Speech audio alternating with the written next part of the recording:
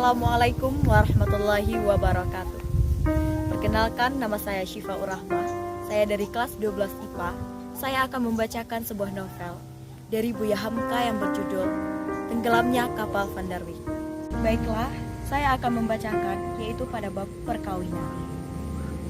Apa benarkah begitu maksud Zainuddin?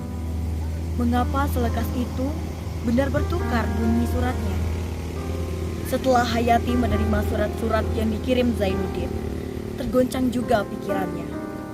Ingatannya melayang kepada zaman-zaman yang telah lalu. Tetapi dia sudah terlalu banyak berhutang budi kepada dunia. Sebab itu dia mesti membayar kembali. Tetapi orang yang begini biasanya harus membayar utang pula atas kesalahannya. Pada tarikh Kleopatra yang sanggup mempermain-mainkan hati Julius Caesar dan lain-lain orang muda. Hanya kepada Antonius menyebabkan dia merendah menghinakan diri. Tetapi itulah perempuan. Dia kerap kali sampai membunuh orang dengan perbuatannya yang tiada tersengaja. Hari perkawinan telah ditentukan. Pada Kamis malam Jumat disamakan di antara Aziz dengan adiknya Khadijah.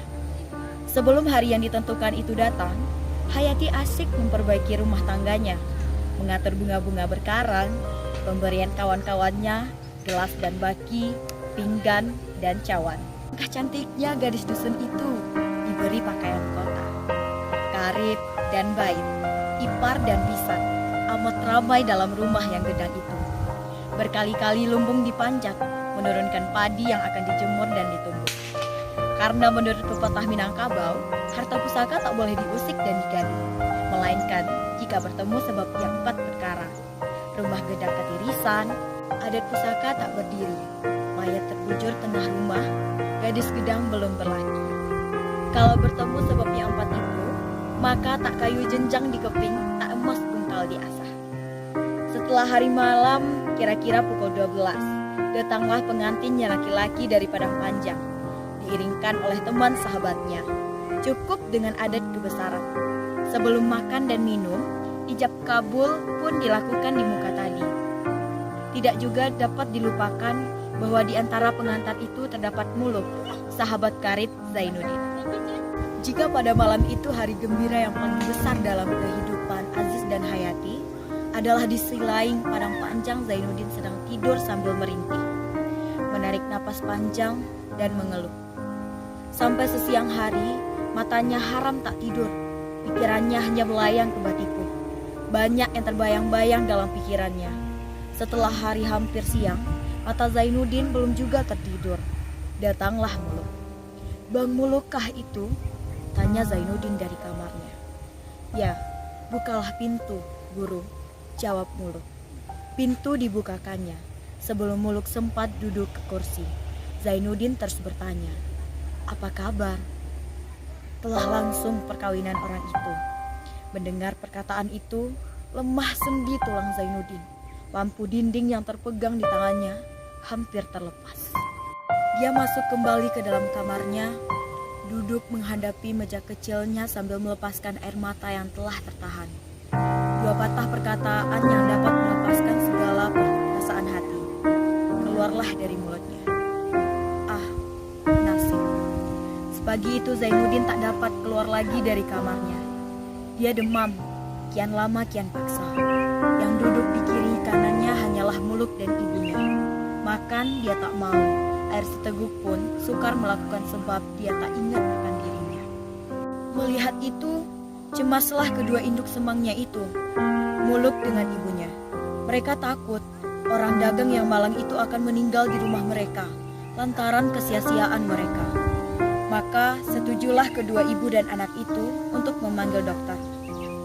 Setelah dokter masuk ke kamar, berkicutlah pintu.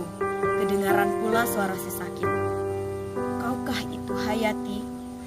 Marilah duduk, marilah kemari. Saya sudah sembuh dari sakitku. Aku tak sakit lagi. Mengapa lama benar baru kau datang?" Waktu itu, dokter maklum nama penyakit itu. Sambil menggeleng-gelengkan kepala, dokter berkata, "Yang lebih baik, kita minta atas nama kemanusiaan supaya perempuan itu datang kemari. walaupun sekali saja.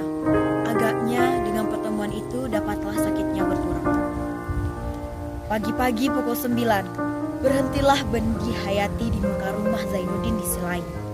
Dia diiringkan oleh suaminya, Aziz, yang kelihatan nyata di mukanya bahwa dia amat keberatan. Dokter pun masuk pula. Di dalam telah menunggu mulut dengan ibunya. Dengan langkah yang perlahan sekali, mereka masuk ke dalam kamar mendapati sesakit itu. Zainuddin, bangunlah, kembangkanlah matamu, kata dokter. Ini Hayati telah menziarahimu. Dia masih siap saja.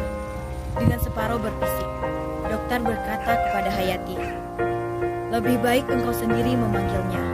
Moga-moga dia terbangun. Mula-mula Hayati menoleh ke belakang kepada suaminya. Muka Aziz kelihatan keruh saja.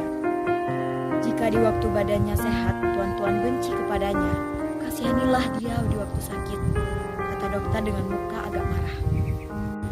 Zainuddin, kata Hayati, mendengar suara yang merdu itu, yang dalam telinganya taksana suara nafiri dari dewa-dewa. Zainuddin pun mengembangkan matanya yang cekung. Dia menoleh ke kiri dan ke kanan mencari dari mana datangnya suara itu. Lalu dia bertanya, siapa yang memanggil namaku? Bangunlah Zainuddin, ini saya datang, kata Hayati. Hayatikah itu? Suaranya, saya kenal benar suaranya, katanya, lalu dicobanya hendak bangun. Tetapi badannya masih lemah. Lalu ditolong mendudukkan oleh Muluk dan ibunya. Punggungnya dikalang dengan bantal. Terbit suatu cahaya yang hidup dan terang dari kedua belah matanya yang telah kuyu itu. Mana Hayati? Dicarinya Hayati dengan tangannya. Oh, ya Hayati, kau datang tepat pada waktunya. Telah saya sediakan rumah buat tempat tinggal kita. Sudah saya cukupkan alat-alat yang perlu dalam rumah itu. Nantilah saya ambil pakaian hitam saya, pakaian pengantin, ini Tuan Kadi, sambil mengisyaratkan matanya kepada dokter itu. Sudah lama menunggu kedatanganmu untuk melangsungkan ijab kabul. Sehabis nikah, kita akan berangkat ke Makassar. Kita akan melihat Butajum Pandang, akan ziarah kuburan ayah bundaku. Kita letakkan di sana bunga berkarang. Cantiknya kau hari ini. Baju berkurung begini memang sangat saya setujui.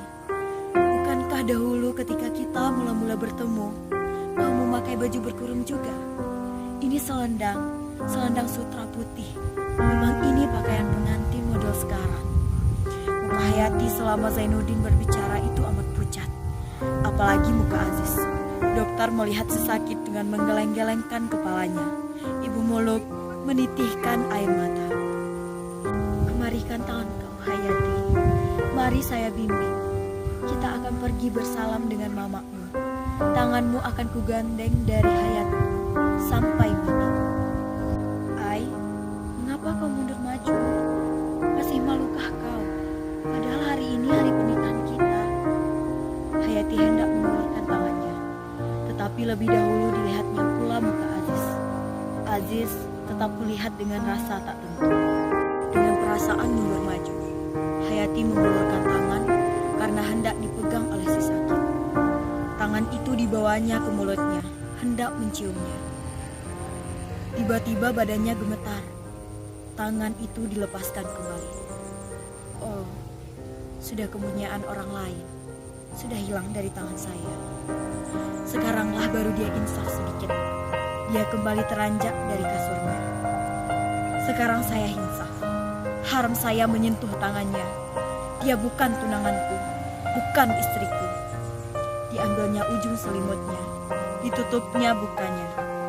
Kemudian dia berkata, keluarlah semuanya, pergilah semuanya, tinggallah saya seorang diri di sini. Saya tidak ada berhubungan dengan orang-orang itu. Mereka pun telah putus pula dengan saya. Pergilah, keluar segera. Terbangunlah perasaan kasihan dari hati sanubari Hayati. Melihat nasib anak muda itu. Lalu dicobanya hendak membarut kepala Zainuddin dengan tangannya yang halus. Tiba-tiba, sebelum terbarut, tangannya telah direnggutkan oleh suaminya dan dibimbingnya keluar. Sekian dari bab perkawinan yang saya bacakan. akhiri dengan Assalamualaikum warahmatullahi wabarakatuh.